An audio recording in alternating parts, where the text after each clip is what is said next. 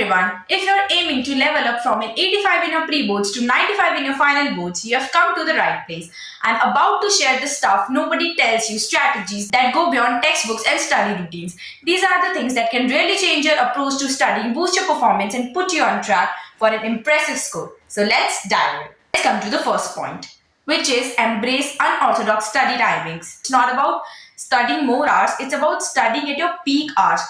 So basically there are two types of students. तो कुछ वो होते हैं जिनको रात में पढ़ना पसंद है, कुछ को दिन में पढ़ना पसंद है इन अर्ली मॉर्निंग आवर्स. को कौन सा टाइम मोस्ट प्रोडक्टिव लगता है?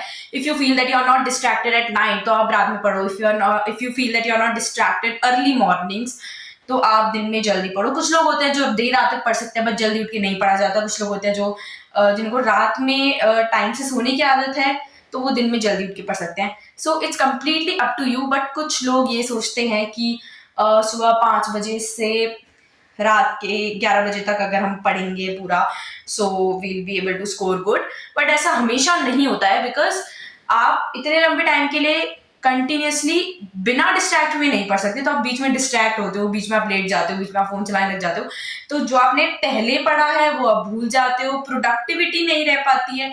बस ऐसा लगता है कि पढ़ा तो है कुछ पर पता नहीं क्या पढ़ा है. So that brings us to the second point, the secret sauce.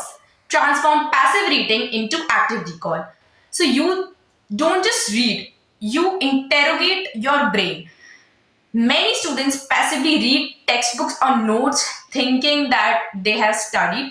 So basically हम क्या करते हैं कि हम बुक्स को रीड करते हैं विद ऑनलाइन लेक्चर्स. हम क्या करते हैं कि हम 1 घंटे का 2 घंटे का लेक्चर चला के बैठ जाते हैं. वी थिंक कि हमने पढ़ लिया, हमको याद हो रहा है. बट ऐसा नहीं होता है because when you are watching the lecture you are just watching. आपके कान इन्वॉल्व है, आपकी आंखें इन्वॉल्व है. You are not writing anything, you are not learning. Most importantly चीजों को याद करना and in maths and physics practice करना होता है.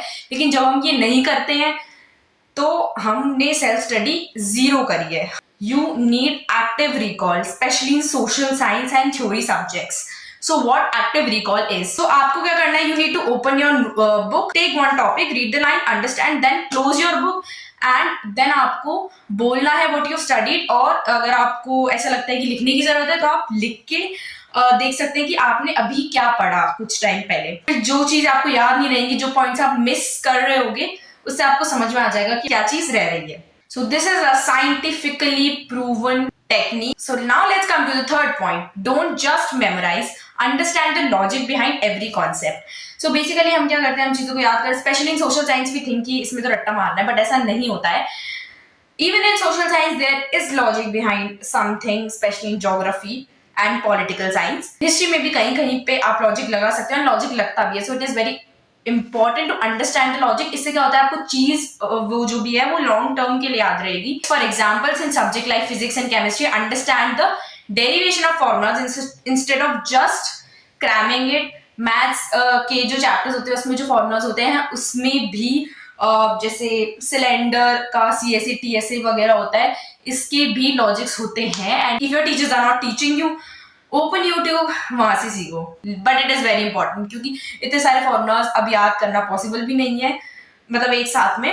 So just find the logic. Let's come to the fourth point. Get comfortable with making mistakes.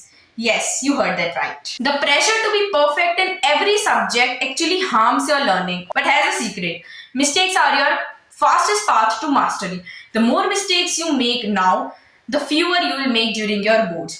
So basically, there is also one thing which I saw on YouTube to make a mistake notebook. तो इसमें आपको क्या करना है, you have to practise everything, you have to write everything. चाहिए कोई भी MCQ type questions, short questions, maths के क्वेश्चंस, कुछ भी. एंड फिर आपको देखना है कि आपने क्या गलत किया है, कहाँ पे आपने गलती करी है. Then you have to write it in a notebook, या फिर आप जिस नोटबुक में प्रैक्टिस करें वहीं पे आपको साइड में स्टार बना के यू हैव टू राइट कि आपने क्या क्या गलती करी है.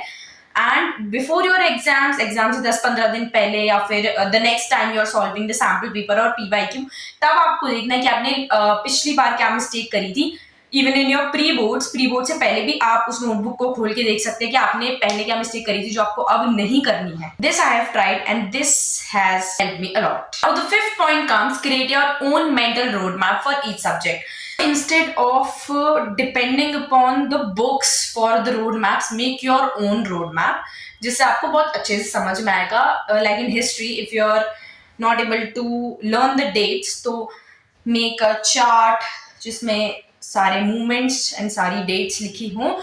And in maths you can do this with formulas. सब चीजें जब एक ही जगह पे रहती है तो याद करना भी आसान हो जाता है और हमें याद हो भी जाता है. Now the 6th point is practice और मॉक टेस्ट. नाउ बोलोगे कि ये तो सब बताते हैं, but let me tell you, PYQ sample paper solve करना है, but there is a very good way to solve them. कुछ लोग क्या करते हैं कि सॉल्व करके छोड़ देते हैं, but you have to analyse that. इसके ऊपर मैंने पूरी वीडियो बनाई है. If you want to know in detail, do watch that video. But for now I want to tell you कि जब भी आप कोई भी टेस्ट अटेम्प्ट करते हैं, so in a notebook where you're attempting the test or like PYQ या कुछ भी, तो सबसे पहले आपको वो ईयर लिखना है, कौन से ईयर का है. देन आपको ढंग से टाइमर लगा के उसको सॉल्व करना है. आपको उसको चेक करना है with CBSE's right answer scheme. ठीक है, देयर इज अ ऐप जिसके बारे में मैंने बताया है. उस ऐप में आपको सारे PYQs पिछले ईयर के सैम्पल पेपर्स भी मिल जाएंगे एंड CBSE की करेक्ट आंसर स्कीम भी मिल जाएगी, जिससे आपको समझ में आएगा कि how actually answer scheme comes and कैसे उसके थ्रू आपकी कॉपीज चेक होती है. The last point takes us to presentation. Now ये वही चीजें नहीं है जो आपको सब लोग बताते हैं just to underline what you are writing. No, this is again something very unique. So देखो, प्रेजेंटेशन मैटर्स, ये तो अपन को पता है. तो अपन को चार्ट्स एंड क्या बोलते हैं, फ्लो चार्ट्स, ये सब अपन को बना के आना है इन द एग्जाम. लेकिन I will also suggest in answer writing. आप किसी भी चीज को, स्पेशली इन साइंस, किसी भी चीज को आपको बिल्कुल डिटेल में समझाना है. जितना डिटेल में आप, जैसे आप एक छोटे बच्चों को समझा रहे हैं, उस तरीके से आपको एग्जाम में लिख के आना है डिटेल में, जिससे पता चल सके कॉपी चेक करने वाले को कि आपको वो चीज कितने अच्छे से आती है. आपने सिर्फ बुक का रटा रटाया नहीं लिखा है, but you have understood it and then you have written it. Make sure that your answers are easy to read, clear and well structured. It's about making their job easier to award your marks. Alright, so those are the real tips that go beyond genetic study advices that you hear everywhere else. If you want to score big, it's not about memorization or hours of cramming. It's about holistic approach, smart work strategy and consistency. Start implementing these and you'll find that your 85 in pre-boards can easily be turned into 95 in your boards. Make sure you like, subscribe and hit the bell icon for more unique tips on how to study smarter and not harder. Until next time, keep crushing it.